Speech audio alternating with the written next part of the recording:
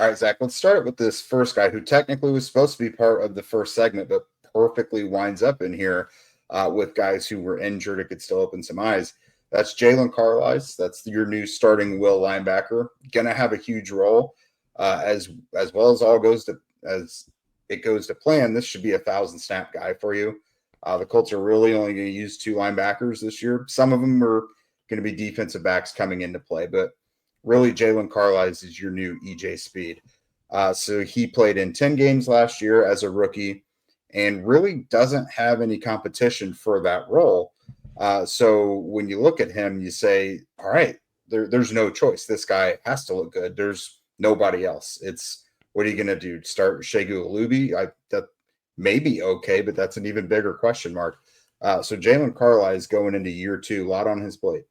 Yeah, Jaylen Carlies, I believe, is the lone new defensive starter from last season. That's not some big time free agent signing. Right. If we're looking at all the new faces coming in here, you're getting Charvarius Ward, getting Cameron Bynum, who are clear upgrades at their position.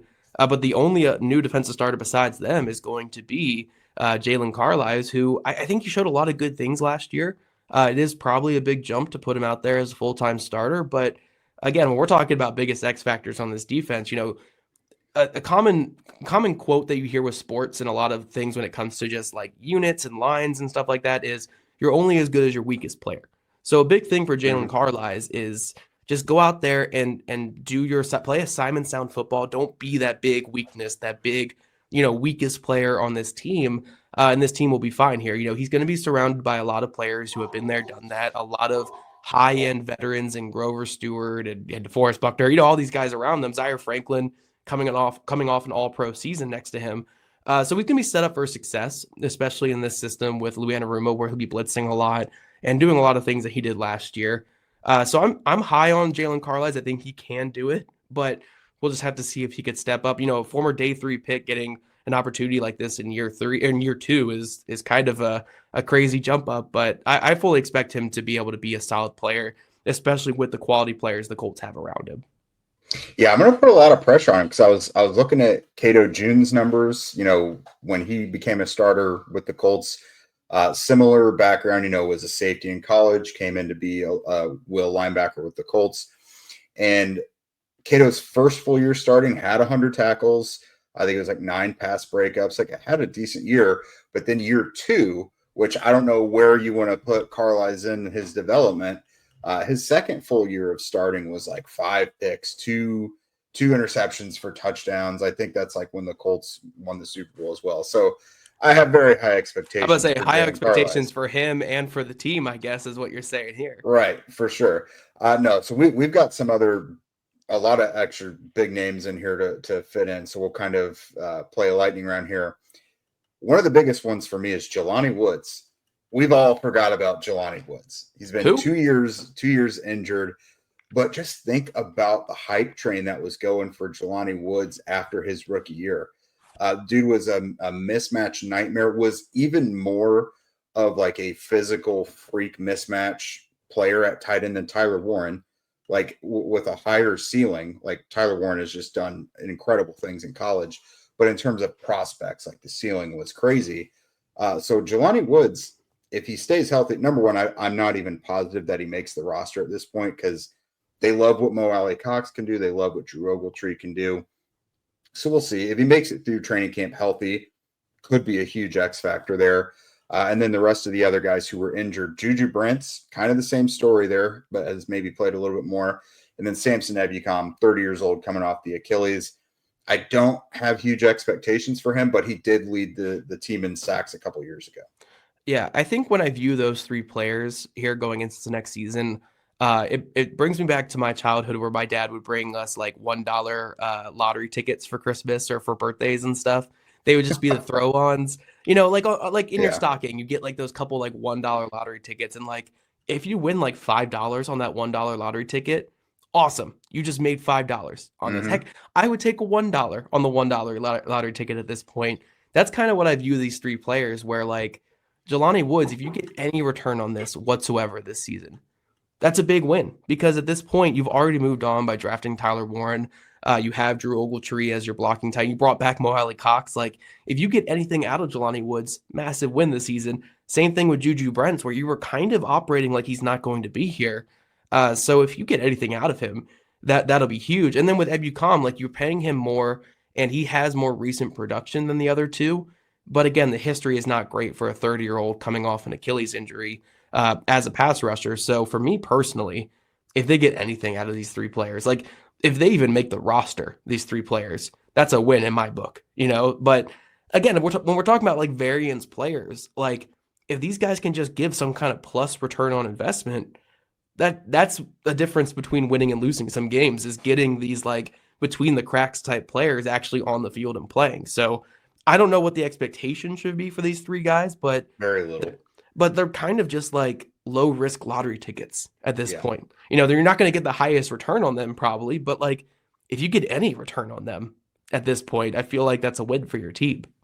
Yeah, I mean, the only reason we're even talking about them is because there is upside there. You know, like otherwise they're just, I don't want to say guys who don't matter, but there's nothing to report on there. So these other guys, it's another small group. These are rotational players who I think will have some sort of role regardless. But if like an injury happens in front of them or something, they could really surprise some people. So we got Shegu Alubi, who for all intents and purposes is the third linebacker. If they're ever in base, he's probably going to be your Sam. DJ Giddens, the running back, who's going to be behind Jonathan Taylor at minimum, maybe Khalil Herbert as well. Jalen Travis. I imagine he'll come in some jumbo sets, just like by design. But then we know with the Colts, there's going to be injuries. Bernard Ryman and Braden Smith both have a history of essentially every year missing at least a little bit of time. And then our boy Adetomiwa Adebawore. Like, I think if you know, it's about on schedule, other than the rookies, we don't really know. But it's about time for those guys to take another step if they get a little more playing time. Oh yeah, I love Adetomiwa Adebawore, like very good player. Shegu Alubi, one of my favorites, obviously on the team. You can even throw like an Isaiah Land in there as well. These guys who have been marinating for a couple years, like it's your time to shine. Like get out there and do something. But to me, if we're talking about which of this group of players is going to be the most important for wins and losses for the Colts this year, I'm looking at Jaylen Travis, because last year Matt Gonsalves started 10 games at offensive tackle.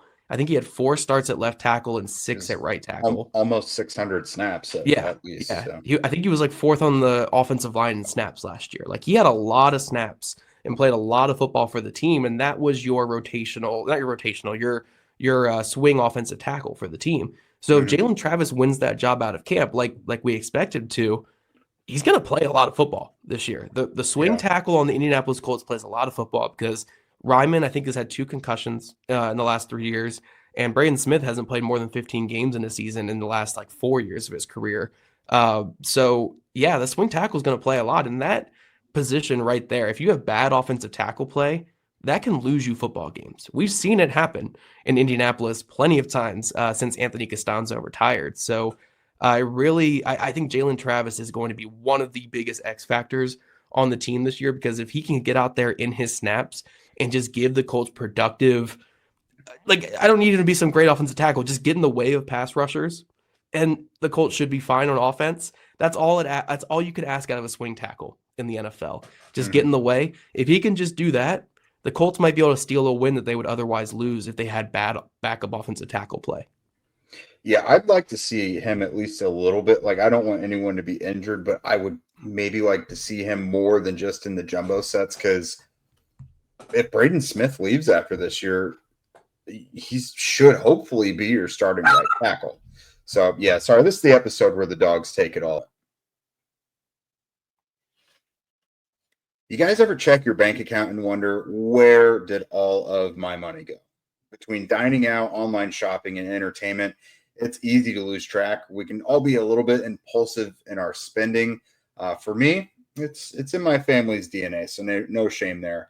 But that's where Monarch Money comes in. It's your personal CFO, giving you full visibility and control over your finances, because hopefully a lot of us check our bank accounts online and stuff regularly, but it can just seem mishmash. But when you go to Monarch Money, it helps break things up where you can really see it and understand it, and say, kind of gives you the big red circle and said, here is where your big problems are.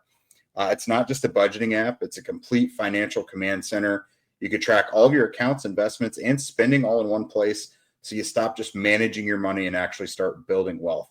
When I started using Monarch, I realized just how much I was spending on food delivery. Basically, since the pandemic started back in 2020, I have been working from home ever since. And then that gives me a lot more access to delivery. And, that just kind of never stopped. But now with the help of Monarch, I'm going to budget smarter and save more. And instead of just juggling multiple apps where all your finances are, you can use Monarch to kind of compress everything all in one place so that you can check your finances, track spending, and even plan long-term goals. Managing money with your partner, that's also smoother than ever now, too. We all know how stressful that can be, especially in the beginning. Monarch allows you to track your shared and personal accounts, set goals, and stay on the same page without the stress. So take control of your finances with Monarch Money. Use code LOCKEDONNFL at monarchmoney.com for 50% off of your first year. That's monarchmoney.com, code LOCKEDONNFL for half off of your first year. All right, so I had to go out and get one of the absolute best people to speak on this topic today, and that is Zak Keefer of The Athletic. He covers the NFL nationally now, but he was here on the beat with the Colts for a decade. And I've got to imagine, a guy like Jim Irsay certainly made your life very interesting. I read a piece that you wrote this morning, and it was a nice little kind of look behind the curtain at kind of the special access that a guy like that would give to us in our position. Yeah, Jake, interesting is a good word, but it probably doesn't do full justice, right? So after I left the Colts beat to sort of move to a national beat, I travel around the country and I'm at every NFL training camp, games all over the place. And the one question I get more than any other from beat writers, from agents, from assistant coaches, from executives is, what is Jim Irsay really like? And I always tell them, like, how much time do you have? Because this could be a 10-minute answer. This could be a 3-hour answer. And that's what a relationship with Jim Irsay was like. You get into sports because you love sports, but also I got into sports coverage because I was fascinated by the people in the game and around the game. And I don't think I'll ever meet anyone as interesting, as unique as Jim Irsay. You know this. Anyone who's been around the Indianapolis media market knows this. I always thought that his perception nationally was one thing, and it was almost a polar opposite in Indianapolis. And I'll remember Jim Irsay not for the rambling press conferences and the bold statements, 3 Lombardis and all that. I will remember the man, and sometimes these very private, intimate moments, he would call me late at night, and we would talk football for hours, and it was really cool. And I know my beat writing friends across the NFL were very jealous. Yeah. That I had that kind of relationship with the owner. But, it took time, it took trust, and we didn't always get along, but he was one of one in so many ways. And I will be forever grateful that I got to cover the team that he owned. Yeah, I always thought it was interesting where, those of us who've spoken to him and everything, it always seemed to be after a piece where, maybe it didn't necessarily go in the most positive light his way, but he was always willing to talk it out, which I think is very incredibly rare. So for you, obviously it's very, again, unique for an owner to be that way, but I guess, how has this helped, what have you taken away from this in your career? Just those moments to get that perspective from an owner. I mean, a lot of us, we kind of have to put pieces together ourselves, but you actually had the owner of a team kind of, gleaming how they see things a little bit. I have a friend who covers the Commanders, and he would ask me how often I got to chat with Jim Irsay. And this was when Dan Snyder owned the Washington football team. And I said, I talk to him all the time, calls, texts, etc. And he said, I've been in a room with Dan Snyder one time in 10 years. So that's the other side of the spectrum. And Irsay was certainly not normal and certainly not predictable. And he was authentic in his own way. But 2 parts to answer your question. One, he was a unique NFL character. Forget the media side of it. He was 12 years old when he sat down in a spot in the lunchroom in Baltimore and was having lunch and Johnny Unitas said, "Move your ass, kid." Like that was his welcome to the NFL moment. Yeah. And yeah, he was the son of the owner, but that wasn't easy. That didn't make his life easy. His dad was a horrendous owner, maybe the worst in league history. And Jimmy had to get on the bus and apologize to coaches and teammates after his dad had fired the coaching staff after a preseason game. Like, think about that statement. Life was wartime back then. That's what Jim Irsay told me once, of working under his father, who fired him more times than he could count. So on one end, he had this unbelievably unique NFL existence. I mean, he grew up idolizing the Rooneys and the Hunts and the Hallases, and he considered them his big brothers, his idols in the game, and he cherished those relationships. On the media side, all we want to do as reporters is tell the fans what they don't know, right? So whether you agree with the Colts, and I certainly didn't agree with Irsay all the time, but if I could tell the readers and the audience and the listeners what the team thought when they made this decision, then I'm doing my job. And he let me do that. He would call me and he would tell me what the team was thinking. And I would push back and say, well, this doesn't make sense to me, Jim, or why are you going to do that? I mean, remember, they've churned through like 58 quarterbacks in the last 5 years. So I lived that in a way with Jim Irsay because they were trying to find this quarterback and they still haven't found him. We'll see this year. But if you can let the reader and the fans know what the team is thinking, I feel like we've done our job. Doesn't mean they got it right. Doesn't mean they're going to win games, but he didn't keep us in the dark. And the other thing I loved about Jim Irsay is the man didn't believe in cliches. He did not sit at the podium and give us BS. He said what he thought. Now, he would go over here and over here and over here, and we would have jokes about how many different topics we could get into one press conference, and it wore me out. And I don't want to speak for everybody, but Mike Chappell has years on me on the beat. Yeah. And the amount of transcriptions he's done for Jim Irsay press conferences trumps everybody. But, you get into football, and the great thing about the NFL is it's so fascinating and it's so entertaining and it's so different week to week. But you get into it for the characters, and he was one of one, like I said earlier, and he kept it real with us. He never BS'd us, and it was no 2 days were the same on the Colts beat. That's for sure. Yeah, and you mentioned kind of the national perception versus the local one, and despite how much he did like, being out there in front and speaking on things, he did a lot of, he's a very philanthropic guy. He did a lot of that, like charity and just generous things just in the dark without people knowing. And I think that's again super unique because again, there was the Twitter contest that everyone can see. There's walking around at Grand Park handing out money. But the guy just wanted to be generous and kind of pay it forward at all times, no matter who was looking. So I think that's certainly something endearing for him. And then one more thing I wanted to kind of tackle with you real quick. I think a lot of people, are kind of wondering what's next. Obviously, there is a little bit of precedence with this, with Carly and Jaylen being in the building, as much as they are.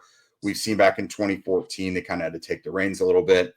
So can you explain the dynamic a little bit? Like for me, generally, I can say, Carly has been really involved with like football operations. I think she took vice president role in 2008. And then Jaylen is kind of out in front with a lot of those philanthropic efforts. So for people who are wondering like what's next, can you kind of explain a little bit the dynamic there? Yeah. As far as I understand it, and these are Jim Irsay's words, these are conversations I've had with him in the last couple of years. Carly Irsay Gordon, the oldest of the three sisters, will be the primary owner of this team. Now, the language and how it is presented might be all three of them, right? Casey Foyt is not as involved as the other two, but that doesn't mean her name isn't on the title as one of the three vice owners. But look, I mean, everyone around the team knows that Carly has been an increasing presence in the building, in the draft room, on the sideline during games with a headset. She has essentially been taking a crash course on how to become an NFL owner. Not unlike her father took 30 years ago when his dad, Bob Irsay, said, I want you to learn this organization from the ground up. Jim started as a ball boy, worked in the equipment room, worked in ticketing and sales, and eventually became a GM at 24. Now, Carly Irsay Gordon will be the primary owner of this team, as far as I understand, moving forward. I don't expect anything to change in terms of Pete Ward's role as the COO. For fans who don't know Pete Ward well, this guy runs the thing. I mean, he Hmm. absolutely runs everything that's the non-football side of the Indianapolis Colts. He's been with the team since he was hiding out in Jim Irsay's van when they were leaving Baltimore under the snow in 1984. So he's a lifer as well. Chris Ballard will remain in charge of the football operations, that side of the building. But this is Carly's show. This has been well in the works for several years. Now, Jim, this was really important to him. The Colts are not leaving Indianapolis. I got that question. Mm. And the Colts are not being sold. And that is very important to him. And I can almost guarantee you that that is something he passed on to his daughters. The Colts were not a job to him. They were not a passion to him. They were his life. And he intended it to stay in the family. So this has been in the works for several years. They have been preparing for this. But I expect Carly to be the more front and focal person moving forward. Yeah, that certainly seems to be, they haven't made any formal announcements yet, but like you mentioned, that's kind of been in the works for quite some time. So I know if there's someone more qualified than Carly, I really don't know, because like you said, you've seen her on the sidelines, you see her at practice throughout training camp with the tablet, with the headset and everything. So she's been very, very engaged for a long time. So certainly, I don't think they're prepared for any sort of blips with this. I think they're very prepared. So thanks again, Zach, for joining us. Obviously not the easiest last 24 hours for people in Indianapolis, but I appreciate you coming on and sharing some of your thoughts. For sure. Thanks for having me, Jake. All right. Thanks, man. Alrighty, Locked On Colts everydayers, we are back, and today we are joined by Aaron Brynildson of Stronghold Sports Agency, the agent for Trey Washington, the Colts undrafted free agent signing out of Ole Miss, a guy who on this show we've talked about him quite a bit, about how he's probably the guy who has the best chance to make the team. And Aaron, I kind of want to ask you about that undrafted free agency process. I know it gets hectic there on day 3 for you agents and for players. So talk about the kind of the process it was for Trey to end up here with the Colts. Sure. Yeah, thanks, Zach, for having me on. Thanks for the stuff that you and Jake have done to write about Trey. It's been phenomenal coverage. Really appreciate that. So a little bit about me. I'm a first-year NFL agent, so it's pretty rare to have a UDFA that signs with an NFL team as a first-year agent. So this was kind of unique for me because I don't have all the contacts with teams that maybe other guys do. So having Trey as a client really brought in a lot of contacts with NFL teams, and the Colts were one of them. So early on, about a month out, I started having a sense for which teams were interested. Had about 15 different NFL franchises that had reached out to either Trey or myself. And so typically what you see is teams will directly text message the player or text message myself and just say, hey, we're interested. Just want to, keep you on our radar and talk to you as we get closer. So I had a good sense for what teams were interested. The Colts are unique in that they send questionnaires out to almost every player that they have a write-up on. And so it's hard to know if the Colts are really interested or if they're just sending you a questionnaire to get more info. So at first when he told me the Colts were interested, I was like, yeah, but are they really interested? And then Jamie Moore, I think he used to be an area scout. He's now the assistant director of college scouting for the Colts. He directly messaged me about a week before the draft. Just told me that they were really interested in signing him. A lot of teams had him graded as a day 3 guy, but that doesn't mean that you're going to get drafted. It just means that they think you're a quality player that could get drafted. And we had about 3 different teams interview Trey before the draft over Zoom. The Colts did a brief phone interview with him, so I knew that there was at least that level of interest. And then on day 3, several of the teams that had interested in him, we were talking to the 49ers, the Packers, a couple other teams that had done more thorough interviews with him, ended up drafting a safety. And so the list of teams that we thought he would go to started to shrink a little bit. I was a little bummed when I saw the Colts draft a safety in the 7th round. But Jamie actually called me and kind of reassured me that they were still interested in Trey and wanted to sign him. He was a priority for them to really get on the team. He also let me know that they weren't sure if the guy they drafted was going to be a linebacker or a safety yet. Right. Yeah. And they saw him taking snaps at both, so they were still looking for a potential UDFA to join a 53-man.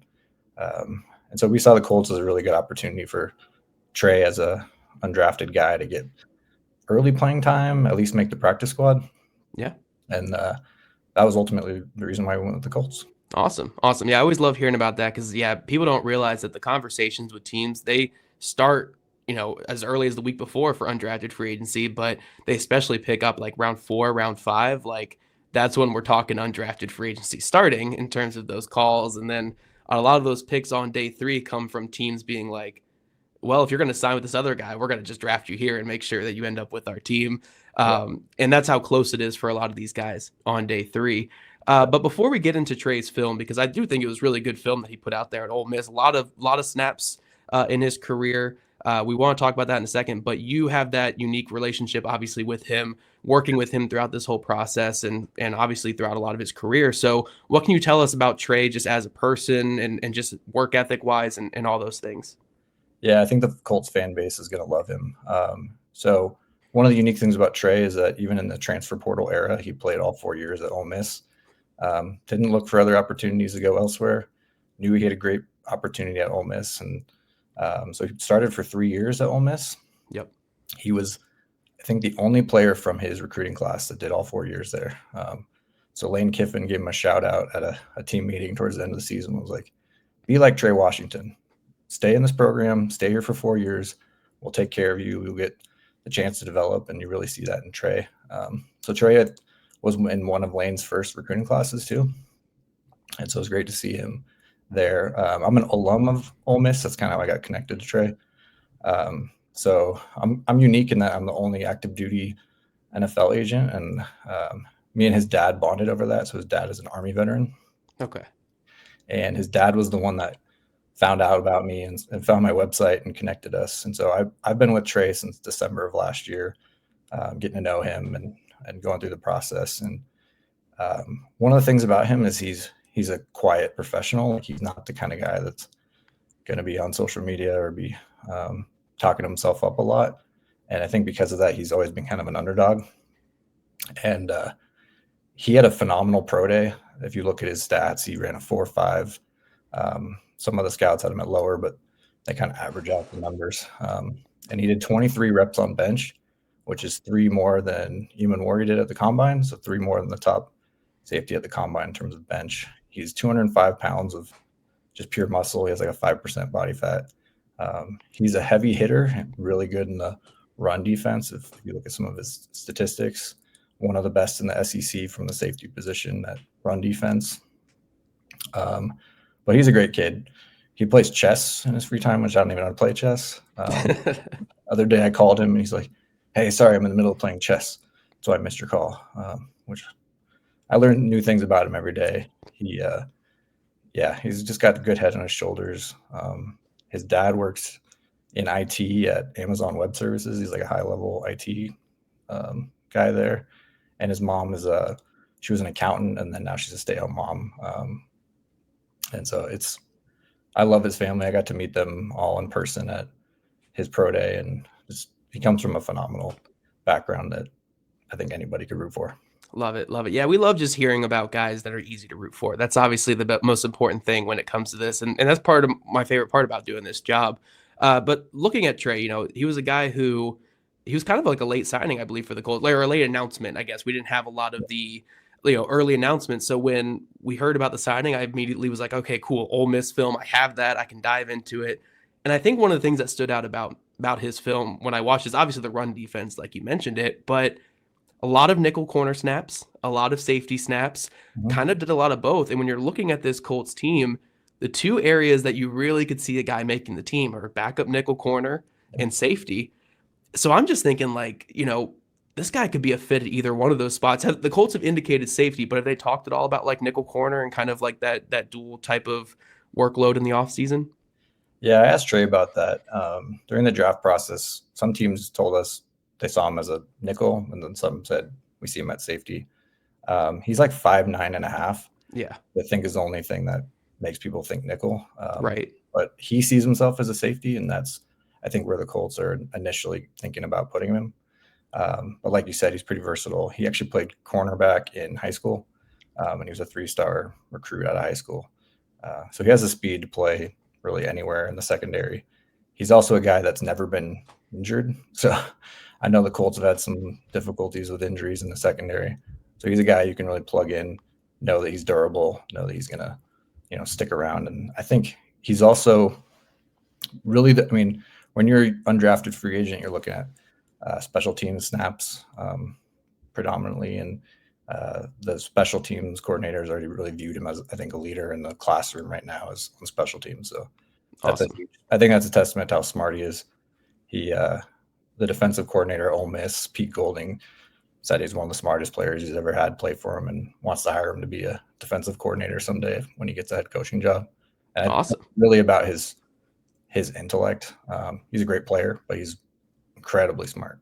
Yeah, so we got good athlete, we got a lot of experience, we got smart player. Like, I think we have the makings here of an undrafted free agent that can push for a roster spot here. But do you have anything else you wanted to add about Trey before we get out of here, man? I'm loving everything I'm hearing. This sounds like an undrafted free agent that sticks, and that's obviously what we love to hear about, players making this underdog journey here. I just would, reiterate that he's a player you want to watch in the preseason. I'm going to be there for the Packers game in Indy. Really looking forward to that. And I think both myself and Trey are going to grow with the fan base, get to know y'all better. And I'm going to try to get him to be more vocal on social media, get to know the fans. But I'm just excited for y'all to see number 41 in blue out there and land some hits. And, you can get to see what I saw in college from him. And it's going to be a great time. Awesome, man. Awesome. Well, Aaron, we appreciate you jumping on today to talk all about Trey Washington, a new favorite, early favorite here on the Locked On Colts podcast. And hopefully it turns out a little better than some of our other favorites. But look, we find favorites all the time. We find favorites, get these guys on at least the practice squad and then go from there. It's all about that journey and just about that underdog story that we love here on the show. But we want to thank all of you guys for making Locked On Colts your first listen today. Now for your second listen, check out Locked On NFL Scouting. The NFL draft is over. The roster moves and news never stop. Host Kyle Krabs and Joe Marino will make you the most informed NFL fan this offseason. And if you don't already, make sure you're following at Locked On Colts, at Jake Arthur NFL, at Zach Hicks 2, and also go follow Aaron on socials over there. Yeah, why not? Let's show some love here for the new Colts, family members here, Aaron and Trey, obviously. You guys also subscribe to us on YouTube, wherever you listen to your podcast. We love your guys' rigs views, and we'll catch you guys back here early next week.